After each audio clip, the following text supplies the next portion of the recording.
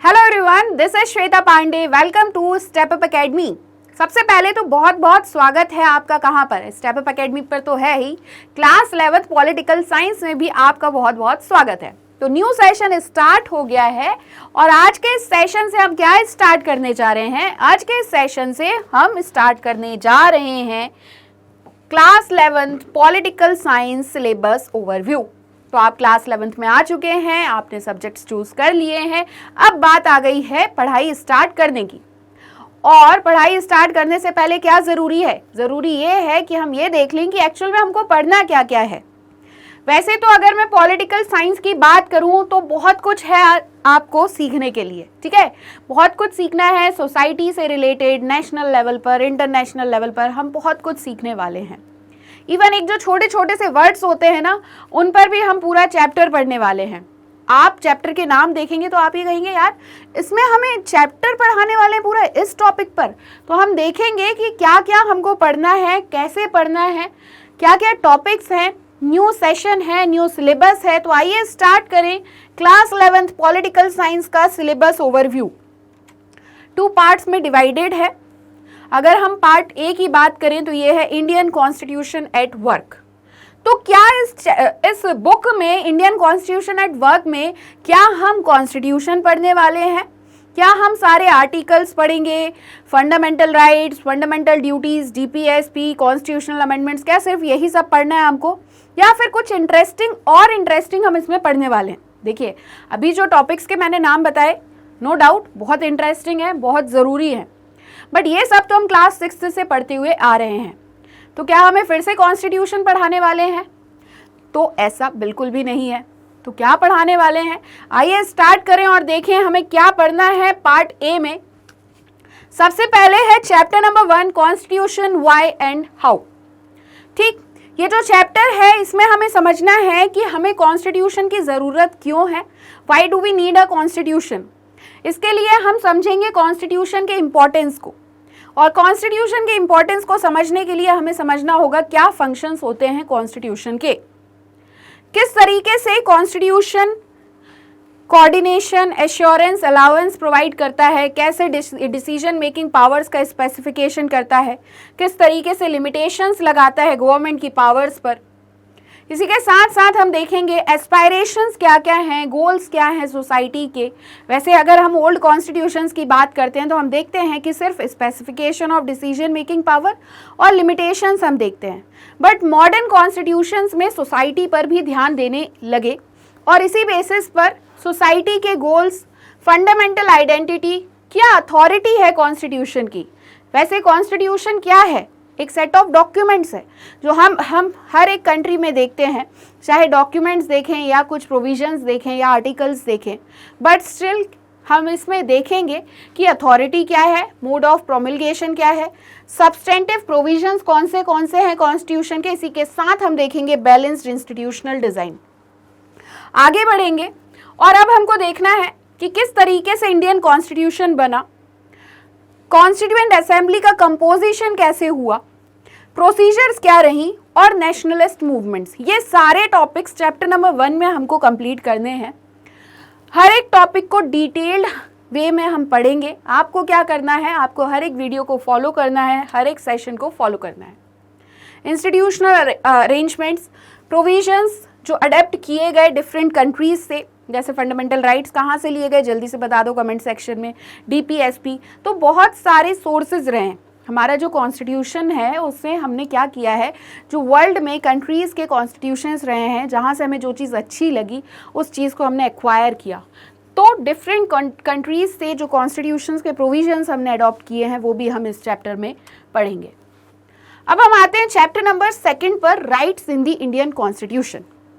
तो Indian constitution में rights तो कैसे दिए हुए हैं, जैसे फंडामेंटल राइट्स दिया गया है, बट ये समझने के पहले हम ये देखेंगे कि फंडामेंटल राइट्स का ओरिजिन हुआ कहाँ से है, जिसके लिए हम देखेंगे सबसे पहले कि इंपॉर्टेंस क्या होते हैं राइट्स के।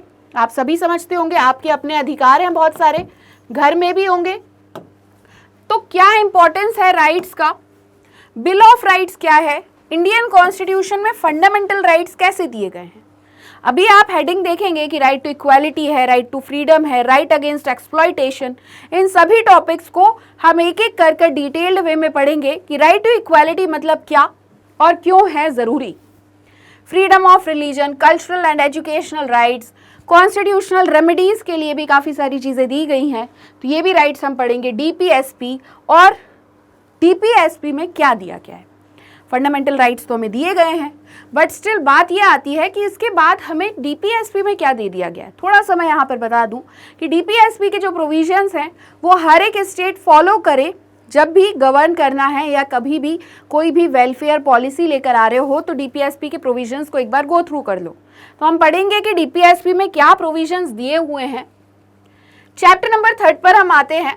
बहुत इंटरेस्टिंग टॉपिक है, election and representation.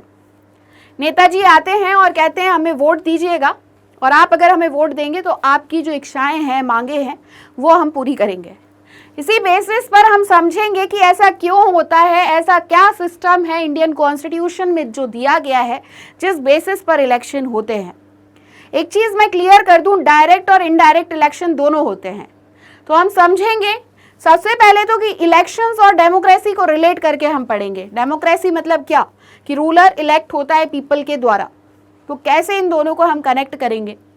Election system India में कैसा है, दो सिस्टम है, एक first past the post system और दूसरा प्रोपोर्शनल रिप्रेजेंटेशन। अगर मैं फर्स्ट की बात करूं तो ये है डायरेक्ट इलेक्शन, और पीआर जो है ये है इनडायरेक्ट इलेक्शन। इन दोनों को हम पढ़ेंगे कि कैसे दोनों तरीके के इलेक्शन हमारी इंडिया में होते हैं।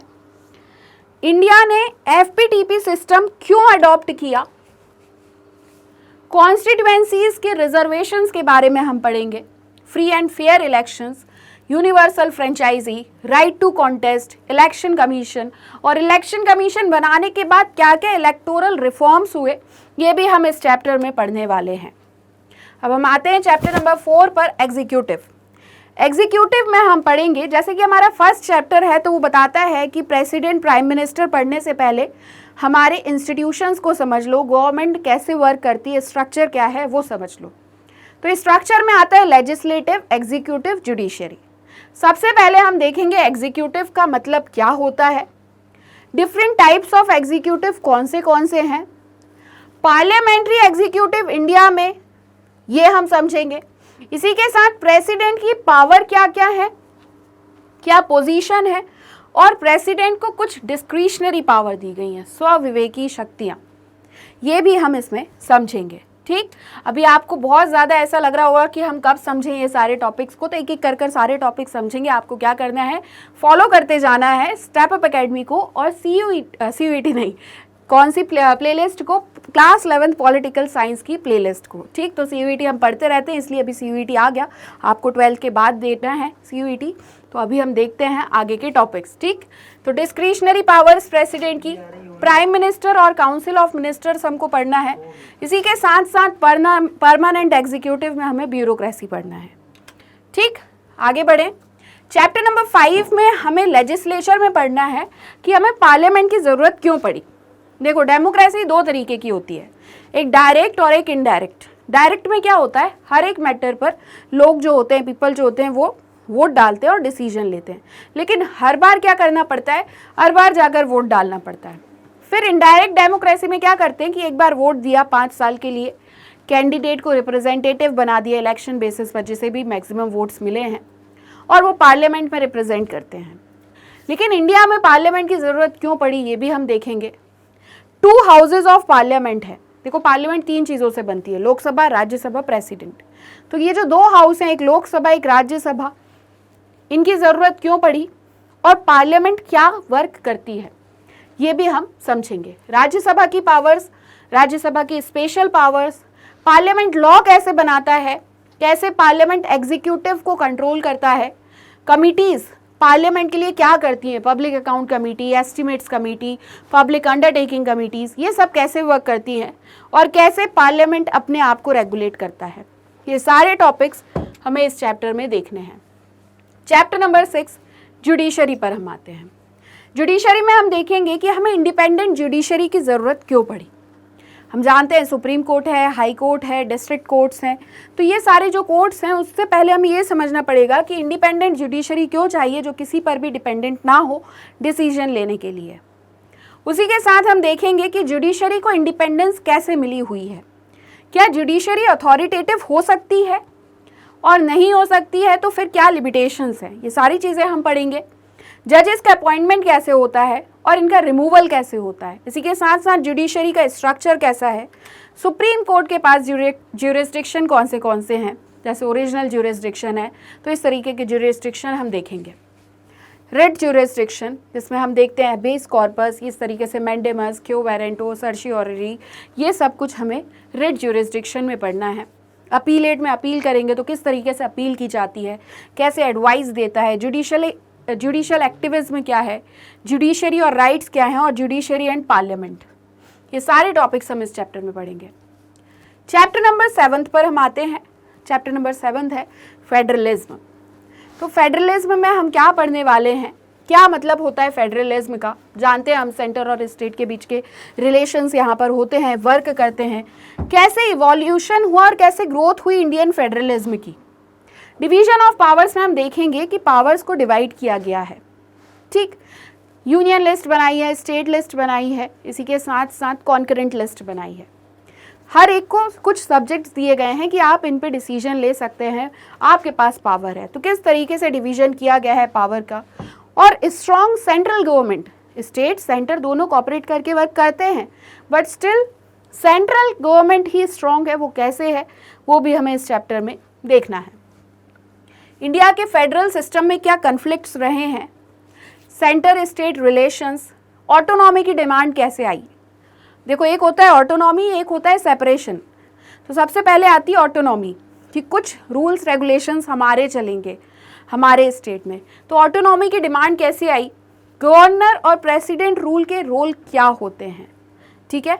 न्यू स्टेट्स की डिमांड की हम बात करेंगे लैंग्वेज बेसिस पर जैसे कि आई। इंटर स्टेट कन्फ्लिक्ट्स, दो स्टेट के बीच में कैसे कन्फ्लिक्ट्स हैं ये भी हम समझेंगे।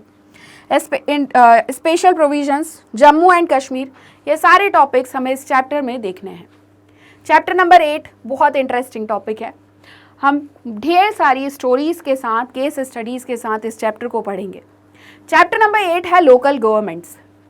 लोकल गवर्नमेंट की ज़रूरत क्यों पड़ी, हम जानते हैं महात्मा गांधी जी क्या बोलते थे, डिसेंट्रलाइजेशन या पावर्स का डिवीजन कहाँ तक, ग्रास रूट लेवल तक। और ग्रास रूट लेवल क्या है, ग्रास रूट लेवल है हमारे विलेजेस।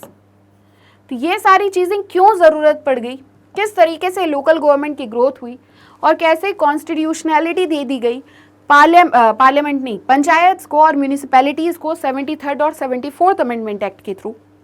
इसी के साथ लोकल गवर्नमेंट कैसे वर्क करती है, क्या क्या चैलेंजेस होते हैं। हम जानते हैं विलेजेस में सरपंच होते हैं बट क्या होता है कि बात आगे तक नहीं पहुंच पाती है गवर्नमेंट तक, कैसे वर्किंग होती है, तरह तरह के यहाँ पर हम एग्जाम्पल लेकर समझेंगे कि वर्किंग के साथ साथ चैलेंजेस क्या क्या है लोकल गवर्नमेंट के।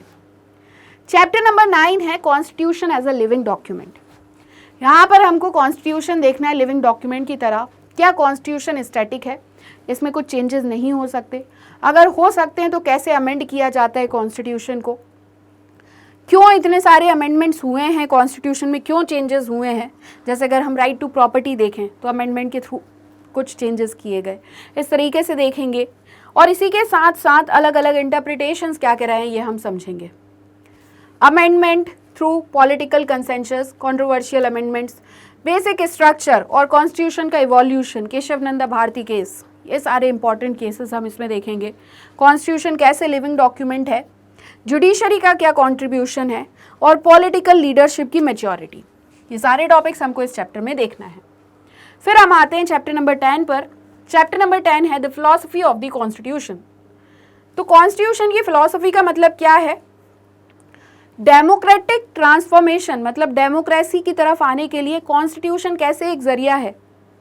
हमें क्यों कॉन्स्टिट्यूएंट असेंबली को फिर से एक बार पढ़ना पड़ा और सारी चीज़ें क्यों समझनी पड़ी, ये सब हम इस चैप्टर में देखेंगे।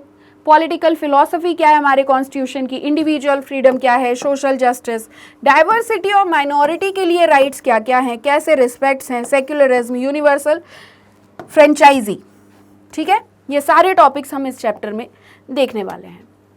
अब हम आ जाते हैं आगे, federalism, national identity, procedural achievements, criticism और लिमिटेशंस।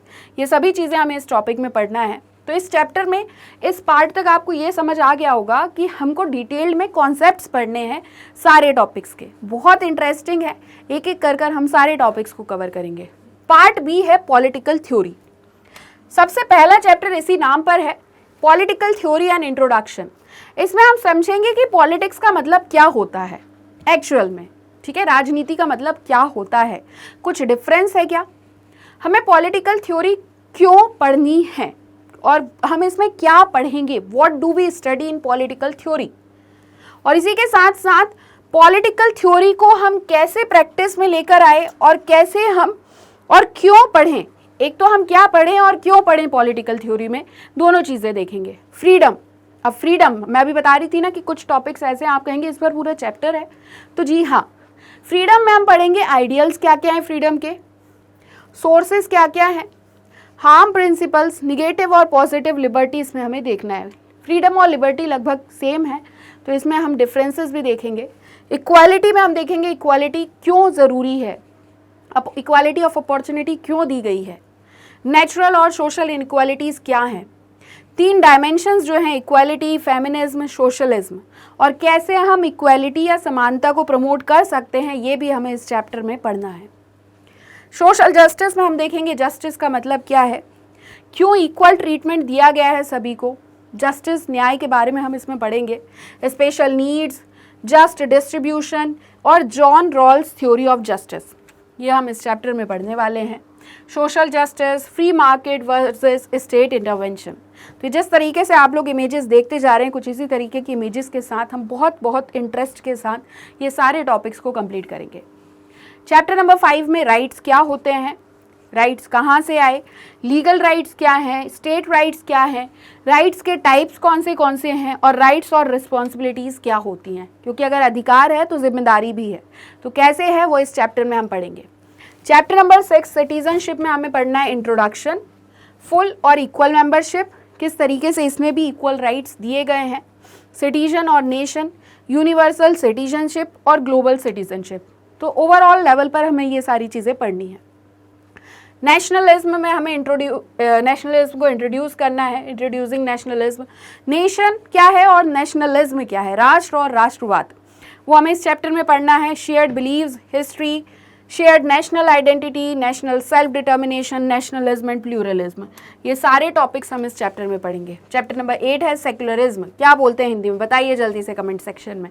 तो सेक्युलरिज्म क्या है, inter religious domination, intra religious domination, secular state, secularism का वेस्टर्न मॉडल क्या है, इस टॉपिक को हमें पढ़ना है।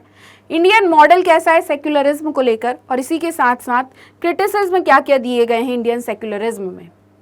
वेस्टर्न इंपोर्ट, बाहर से क्या चीज़ें हमने इंपोर्ट की एक तरीके से, वेस्टर्न पश्चिमी, ठीक है, तो सेक्युलरिज्म में इसको हम पढ़ेंगे। Minorities, interventionist and vote bank politics क्या है। तो जो यहाँ पर हम सेक्युलरिज्म देख रहे हैं कि पर्टिकुलर किसी रिलीजन को हम फॉलो नहीं इस तरीके से करेंगे, but still vote bank politics किस तरीके से है इस चैप्टर में हम देखेंगे। और इसी के साथ क्लास 11 पॉलिटिकल साइंस का सिलेबस ओवरव्यू यहाँ पर कंप्लीट होता है। ये सारे टॉपिक्स को हम एक एक करके डिटेल में पढ़ेंगे। आपको क्या करना है, फॉलो करते रहना है स्टेप अप एकेडमी को। और इससे ज़्यादा वीडियोस अगर आप देखना चाहते हैं तो आप हमारी वेबसाइट पर भी विजिट कर सकते हैं। एंड आई होप मैंने आपको जो भी समझाया आज आपको समझ आ चुका होगा कि हमें क्या क्या पढ़ना है और कैसे पढ़ना है। अगर कोई डाउट है तो कमेंट सेक्शन आपके ही लिए है, कमेंट सेक्शन में आप पूछ सकते हैं। और अगर आज का वीडियो आपको अच्छा लगा है तो आप हमारे चैनल स्टेप अप एकेडमी को please like, share and subscribe करना बिल्कुल भी ना भूलें। थैंक यू एंड धन्यवाद।